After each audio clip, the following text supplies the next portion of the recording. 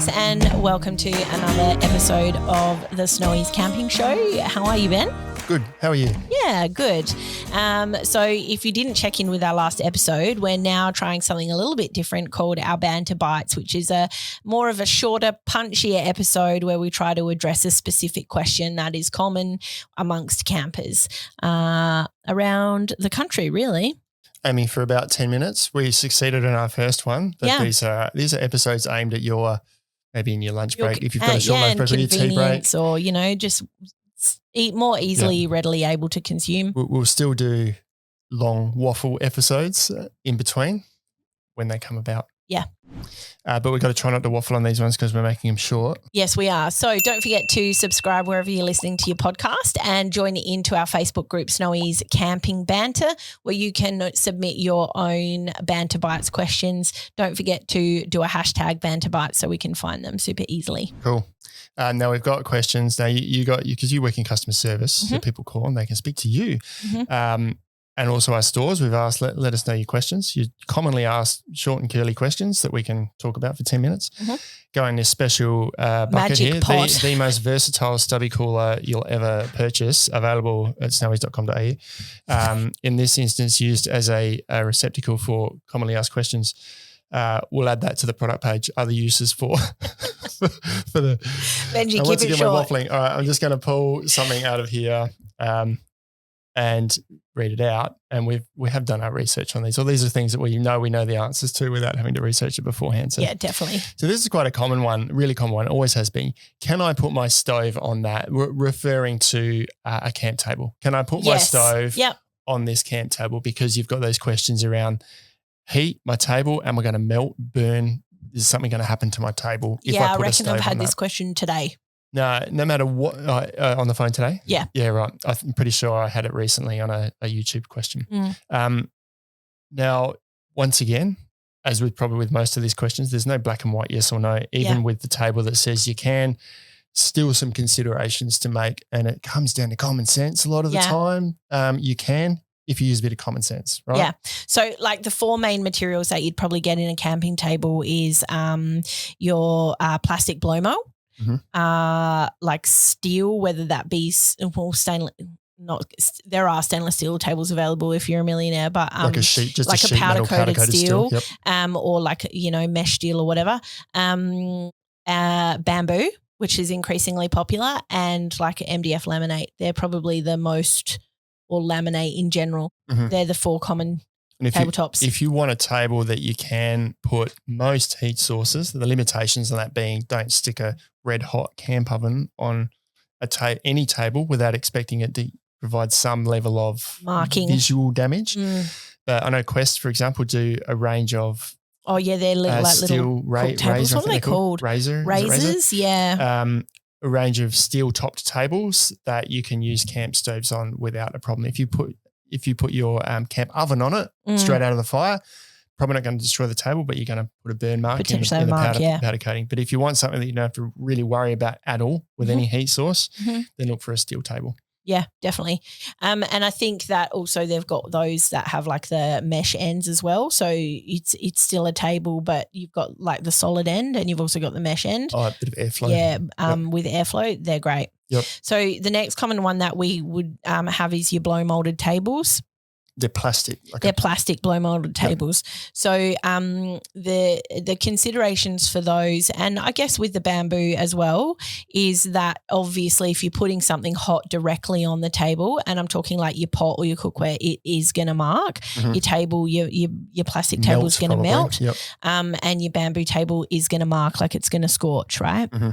Majority of cookware should be okay. Things like your Weber, or your gas mate avoid your barbecue or anything that's got an air gap, even stoves that have like a grill underneath, it will have that bit of an air gap. They're going to be fine. So air gap, you mean there's about 10, 15 centimetres between the top of the table and where the actual burner is? Yep. Remembering that the heat from the burner goes up from there. So it's only radiant heat going down that you've got to be concerned about. And when you've got that air gap, totally fine. Not as much of an issue. Yeah.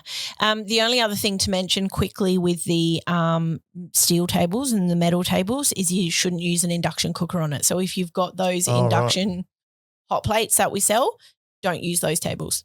I didn't know that. Yeah, because it's something to do with because it uses magnetics, it affects the table. Okay, that makes sense. Or the table affects the functionality of the cooking. I've learned something new today.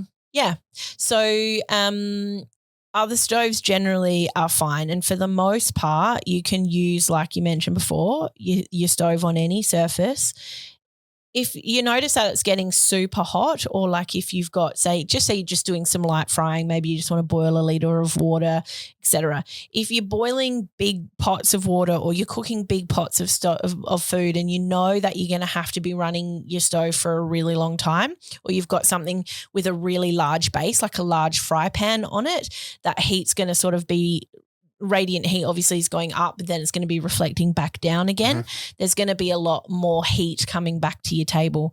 You made a good point before about if you're not sure, just I'd say I would going on from what you've said, you can use most camp stoves on most tables, even the ones that sit close, because heat goes up. And if you're applying some common sense, so a small pan on a low setting or a medium setting is going to be fine. But yeah, if you're worried, turn your stove on, put something on top, put it on your table just for a little while, and then turn it off and just feel to see if the table is hot. Do a bit of your own testing to see if it's hot, and you'll know pretty quickly whether it's getting to the point of the table getting to a dangerous sort of level of heat. So just test it, because every stove has got a different configuration. Some stoves might not radiate heat down at all because there's so much more structure underneath. Others have nothing, and you might get a bit more radiant heat down. If it's a hotter burner, it's going to radiate heat down, and this is where the variables come in. You made a good point to that, though, that if you're concerned, then take something to go in between the table and the stove. I know at Scouts, quite often they have just sheets of hardy board or something like that. That's a heat resistant thing that goes on the camp table, and then you cook on that. Yeah. We mentioned too, this table here, for those of you who've been with us for a while, Cam's cooking show hasn't done it for a while, but there's a few burn marks on this table from when he used a smoker. So if you're using a smoker, or don't use a smoker on a camp table without some heat barrier between. Yeah, he did, but he's used the double burner wok cooker, right? No issues whatsoever. Yep. So it also depends on the kind of cooker that you're using too. But yeah, even a large wooden chopping board, even if it's not necessarily the whole footprint of your stove, just enough to keep your stove off the table and still be stable. Another good thing is folding a couple of tea towels or a towel. That's another thing that you can do just to sort of prevent that heat transfer.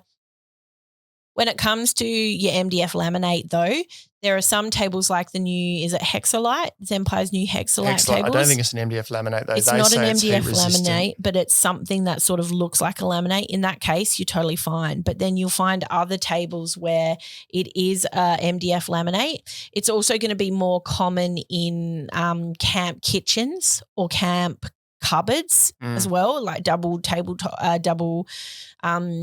cupboards with that top on it.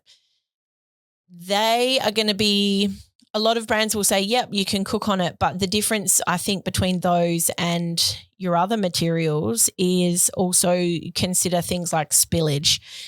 Because if you spill something on your bamboo or your plastic table or your steel table, it's just, you just wipe it off. There's no issue there. If you spill something on your MDF laminate, and you don't wipe it up straight away, or it sits there, it gets into the cracks, your MDF is going to start to swell up. Your paint's potentially going to be chipping off, or that laminate's potentially going to be chipping off. It's going to be far more prone to warping than your other materials as well. So it's just, I would say, avoid, even if the brand's like, yep, it's totally fine, I would still potentially avoid MDF laminate for cooking on. Generally, they're in the more affordable end of tables. Those new Empire ones are, they're not a cheap table, but they're really good, and they say heat resistant. They show a stove being used on it, but even in that instance, I would take my stove and use it for a little bit and just get a judge for myself how much heat my stove radiates down when I cook, how I cook on it. Yeah, and if I'm comfortable to sort of go, I'm good with whatever on this stove, or these are the parameters in which I'm going to use my stove on this table. Yeah. And if your other thing is if you're really not sure, or you don't want to necessarily have it on the table, you can get a camp stove stand that's relatively compact and relatively small that you can just set up on the end of the table. So you still have the use of the table, but the stove is physically sitting on its own dedicated stand. The only other consideration I would say is when you're looking at the size of the table as well, because a lot of camp tables, they're sort of sturdy for how you would want to use them as a table. They're sturdy for sitting at. But potentially if you're running past or if you're knocking it, they do have a bit of a wobble in them. Mm-hmm. So if you're putting a stove on, make sure that the stove is very well supported. There's more than enough bench space for that stove to be sitting there solidly. And if the table does get knocked or pushed or anything, how much wobble is in it? How stable is it going to be? The weight of having the stove and say a 5 litre pot of water and then getting pushed or knocked. Those are the things that just you just need to be a bit more mindful of. But otherwise, generally you can put your stove, to summarise, on pretty much anything. Yep. Just apply some common sense. Yeah. Cool. Hope that answers your question. Yeah, let us know if you have any other questions for our Banter Bites episode or what you put your stove on to cook. Thanks, guys. We'll see you on the next episode. Catch you later. Bye.